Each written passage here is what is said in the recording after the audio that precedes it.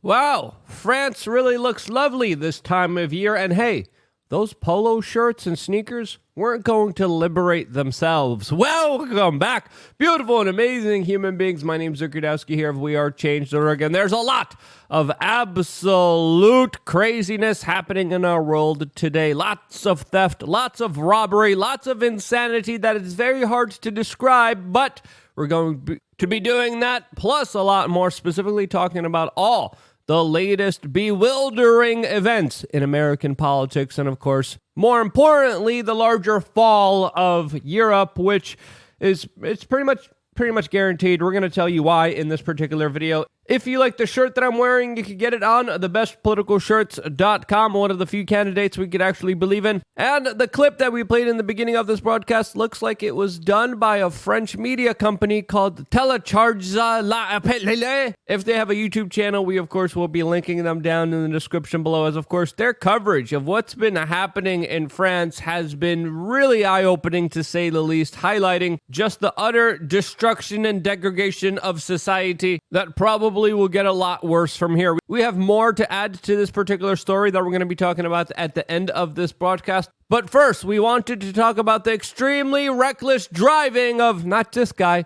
but Hunter Biden, the son of the President of the United States, which we have gotten new photos of driving 172 miles an hour while on crack cocaine, going to Las Vegas to give his hard-earned money that he got from Ukraine, China, Russia, and other foreign parts of the world that have business ties to him and his dad, spending that money on ladies of the night. Yes, just when you thought this entire saga, this entire story couldn't get more bewildering, more unbelievable. Yes, we have a screenshot that has been made public to everyone showing Joe Biden driving 172 miles an hour in his Porsche as he's rushing to be on a bender with some paid hoes. This photo allegedly came from 2018 and highlights not just a crazy party guy, but someone with no utter disregard for anyone else. As of course, this is extremely reckless and dangerous behavior that not only endangered the president's son, but more importantly, anyone else on the road with him on that particular night. All of this as Hunter Biden is also fighting his estranged child that he's refusing to raise and even recognize, along with his father, with the Biden White House, as well as Hunter Biden and all of their legal teams have been trying to silence and push away an actual blood relative that they do not want to officially recognize. This as today, we're also finding out that Hunter Biden was tied in to his father's role in Ukrainian politics when he was the vice president of the United States and openly bragged about firing a prosecutor that was looking into the company that Hunter Biden was getting paid ridiculously huge sums of money from. Now, why was the White House looping in Hunter Biden with Joe Biden's correspondence with, at that time, the Ukrainian president, Petro Poroshenko? Well, that's a question that a lot of people should be asking, especially the Federal Bureau of Investigations that has been obfuscating and hiding data and information surrounding this entire saga, almost as if it was Mr. Epstein's private client list. The FBI sure loves to protect information from the general public that exposes corruption at the highest levels of this government, as of course even many mainline publications are starting to question the sanity of running Joe Biden for the presidency in 2024. My own personal take on this entire situation is that there probably won't be a presidential election in 2024. I talk about that plus a lot more, all on LukeUnfiltered.com. Click the link down in the description below. Click here, and just for 50 cents a day, you get a huge amount of access and resources available to you. Seed oil cards that you could give to your waiters, 3 master classes, a forum to find like-minded individuals, a store where you could actually get merchandise at cost and exclusive items that you can't get anywhere else, as well as a new video and report available to you. As we're going to be talking about some spicy topics that we cannot talk about here on this particular broadcast, specifically when it comes to health, when it comes to wealth, when it comes to the very difficult, tumultuous times ahead of us, which are going to get very crazy. That information, plus a brand new report, all available for members of LukeUnfiltered.com. If you haven't signed up yet, what are you waiting for? Click the link down in the description below. Click here. It's very quick. It's very easy. It's very simple. You put in your information, you get an email, then you're able to come back here, log in right away, and you get full, unabated, exclusive access to some real information that, of course, you cannot get anywhere else other than LukeUnfiltered.com. As, of course, we're going to continue with the making of this video as the scenes from...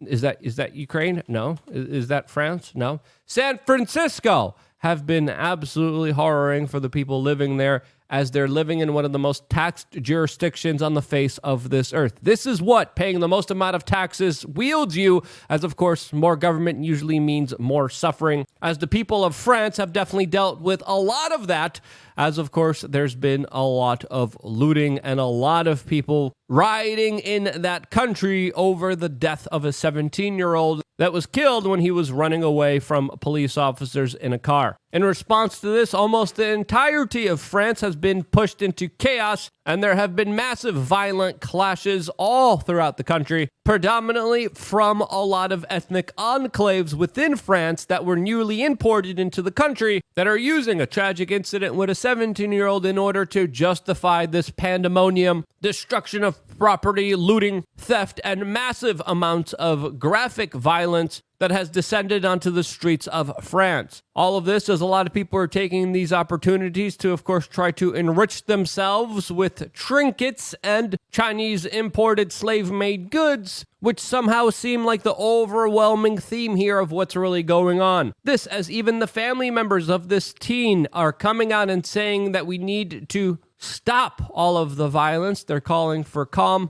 which probably won't matter or make that much of a difference in the overall scheme of things that are happening here. This, as yet another young person just lost their life, this time a French firefighter at the age of 24 that passed away as he was fighting car blazes on the 6th night of riots in the country. And we have to ask ourselves, will the French people riot over the death of this innocent young man? Well, let's be honest here, probably not. Was there riots after French children were stabbed in the streets by refugees? No, they weren't. So why are there riots now that are very difficult to stop? Well, that's a question that I think a lot of people should be asking themselves. As in my own personal opinion, I think there's a lot more happening here. A part of a bigger plot, a part of a larger scheme that I think is worth pontificating about. As of course, the French country is becoming more and more divided, and I think that's happening on purpose. This, as overwhelmingly, a lot of people are raising a lot more money from the French cop involved in this entire incident, comparatively then to the 17-year-old Algerian that was killed in this incident, highlighting some clear disparities in the overall sentiment of what's really happening here in France. And as we talked about in yesterday's video, I think a lot of this has to do with the French foreign policy involved in NATO taking down Libya while being actively engaged in other foreign countries, starting wars there, creating unrest that created and spurred on a refugee crisis where people were told to come into the country, aren't really able to work, and then through the indoctrination centers and, of course, the corporate media, they're told all the people that are responsible for every horrible thing that has ever happened to you are these specific people in this specific whole entire race.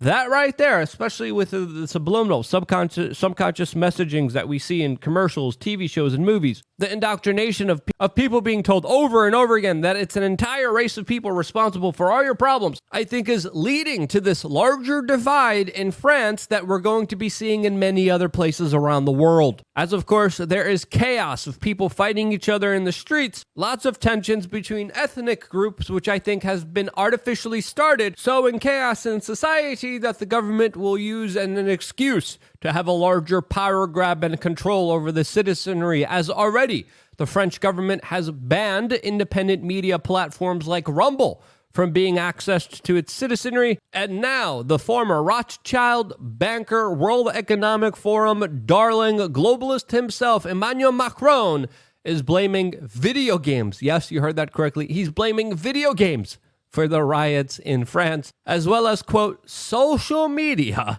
which he is spurring on and blaming for this entire situation, as he's demanding that many social media platforms start banning content related to all of this, as the French government right now is calling for a total social media censorship on all reporting in France, which would essentially black out France from the entire world, as the French government has announced that they're taking several steps right now to, quote, remove sensitive content from social media, which somehow is responsible for all of this. Yes, because it was video games and social media that overthrew Muammar Gaddafi, that warned the world that if he would fall, there would be a massive refugee crisis, which would, of course, tear apart Europe. It was, of course, social media that started to bomb the entire Middle East, creating sectarian violence and factions that, of course, have created more radicalized individuals. It was, of course, that one social media post that created an open immigration policy while preventing people from having a good livelihood